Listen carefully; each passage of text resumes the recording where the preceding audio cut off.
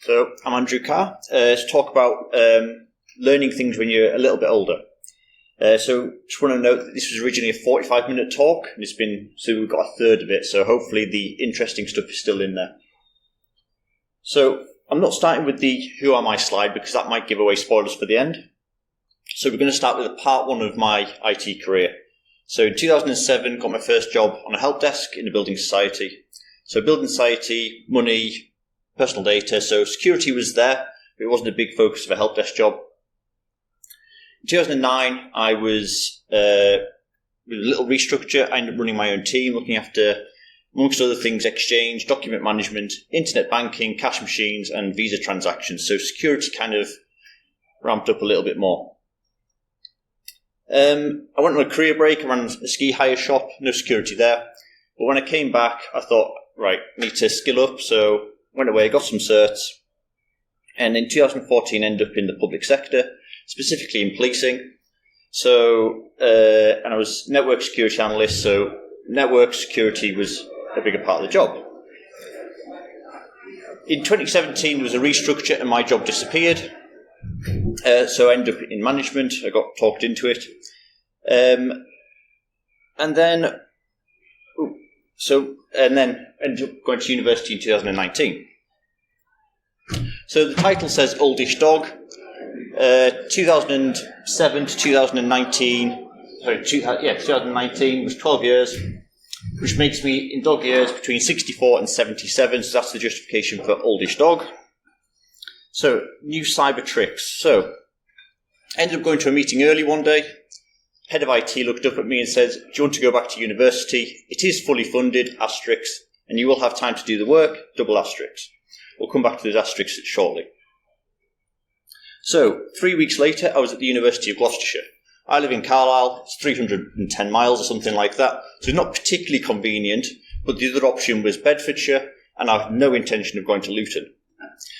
So initially, it was 1 week in every 6. I was down in Cheltenham for the full week. Later on, it was 4 days a week, 4-day weeks. Although it's not the finest university, it does have quite a nice campus. So a quick note here on degree apprenticeships. So they were introduced around 2015. Bachelor and master's level, so level 6, level 7 qualifications. They're offered by universities and training companies, so you could go to, back then I had the choice of Gloucestershire and Bedfordshire. Now you can go to decent universities, not that they're not decent, but Edinburgh, you could go to a training company like QA who do it in conjunction with Northumbria. A wide range of subjects, including cybersecurity, but also things like data science and how to run an abattoir. All businesses with a salary bill over £3 million have to pay into the apprenticeship levy. They have no choice in that, but it's entirely up to them if they spend the money in that pot. So it's a good way of stretching your training budget. Fully funded by the employer. So I was working in the public sector at this point, so if I was relying on public sector procurement rules to get me in my textbooks, I would have been 2 assignments behind by the time the textbook arrived and would have failed the course. 20% off the job training. This is how they make sure that you get enough time to do the work. So 20% off the job training kind of covered my travel to Cheltenham, my travel back from Cheltenham, my full week in Cheltenham, and then the assignments were pretty much on my own time, whenever I could squeeze it in at work. The guys that worked at Dyson on the same course, they got every Friday off to work on this, regardless of how much time they spent at the campus. And it's important is to note that they are tied to an apprenticeship standard. The standard is written by the government in conjunction with large businesses, often BAE, KPMG, Deloitte, people like that. So the universities don't have a lot of movement in what they can deliver. So I turn up on day one, and everyone looks like this. So it makes me feel like this. I was 12 years older than the next person age-wise on the course. So year one, what do you learn? So we started with project management. I thought, well, that's a strange way to start, but okay, yeah, I'm here now. So we did agile, waterfall, that kind of thing. Second module, web development. I thought, okay, we're getting more into it now. This is kind of getting towards what I wanted to learn. The next module was Python. I thought, brilliant, this is what I'm here to learn. IPSec uses Python all the time on YouTube. I want to learn Python. So, learn Python. And I had a really good lecturer for this as well. But bearing in mind the teaching is this in a week, so you have a week to learn it and then go away and do whatever the assignment is. Next one, Arduino. Okay, pretty good. Embedded systems. Go and build I think we have to build a weather station. Not very cybersecurity related, but fit the brief of the assignment. And finally, networking, but because I had a CCMP, they let me off with that one, which was really good because this was the first module they tried to deliver after the first lockdown started, and apparently it was an absolute car crash. So year 2, well into COVID times here, risk management.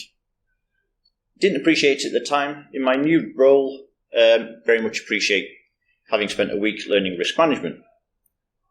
Operating systems. It's hard to secure an operating system if you don't understand how they work, and we went really deep into the details of how they work. Likewise, good base knowledge of cryptography, very important. Ethical hacking, definitely in quotes, because I could have learned much more by watching 2 or 3 videos on YouTube. It was quite a poor module. Research project. So you have to go away for the summer, do a research project related to your job. We recently implemented the NCSC's Protected DNS service, so I spent the summer doing data visualization of all the block events that was generating. And it was COVID, so everything was remote. Year 3, risk management again, but it was nearly word for word what they taught us the year before. It was very strange. Secure coding. This was pretty interesting, buffer overflows, use after free vulnerabilities, things like that. I think we covered 4 or 5 programming languages in 4 days. Malware analysis. So anybody here for the first talk in this track this morning, guy was going through reverse engineering. They tried to teach us that in 4 days. It just didn't work. Advanced networking and security. This is not networking and it wasn't security. It was about really strange stuff. I'll talk about it afterwards. I'm kind of worried about how long the battery's going to last on my laptop, having to risk the charger there. Dissertation. I can't talk much about this because it is currently being implemented as a national policing system. But some pretty interesting stuff with Azure Function Apps. And IP addresses and rapid blocking of threats. So what did I really learn? So I realized that I'm not too old to learn, which was a good thing to know. I realized that being older can be very useful. So guys on the course, there was only 8 of us on the course, so they were coming to me, they was messaging me between sessions asking, what do I think about this? Because I have been managing a team of 23 at this point, I had to juggle my management responsibility. I had to manage my day job, I had to manage my assignments and help these guys as well. So being older with a greater appreciation of education, I had time management skills, self-management skills, and being able to coach others. So not giving them the answers, but helping them work their answers out. I learned academic writing. So now I write a lot of business papers, business cases, just written a new strategy document. So academic writing and kind of justifying your reasoning has been very helpful there. I learned Python. That's kind of what I wanted to learn. So I use it quite a lot. I learned all the key landmarks on the train to Cheltenham. I was taking the train to Cheltenham every 6 weeks, getting the train back every 6 weeks. I learned a lot of things about that. I also learned all the key landmarks within a 5-mile radius of Cheltenham town centre because everybody else lived locally and went home. I had to stay in the Premier Inn above the Wilco's and wander around in an evening. I also learnt the link that they claimed between the local, how have I worded it, the large government organisation in the locale neighbourhood was questionable. I came across it one day because I walked there. I kind of stumbled across it, but the link that the university claimed between themselves and GCHQ was pretty much non-existent. So what didn't I learn? And this is hard because you don't know what you don't know, but I definitely didn't learn any elite hacking skills. I didn't think I would, but I definitely didn't. I didn't learn anything recent either. So the apprenticeship standard is very rigid. So the university have limited movement in what they can deliver, and it was written years ago and hasn't really changed.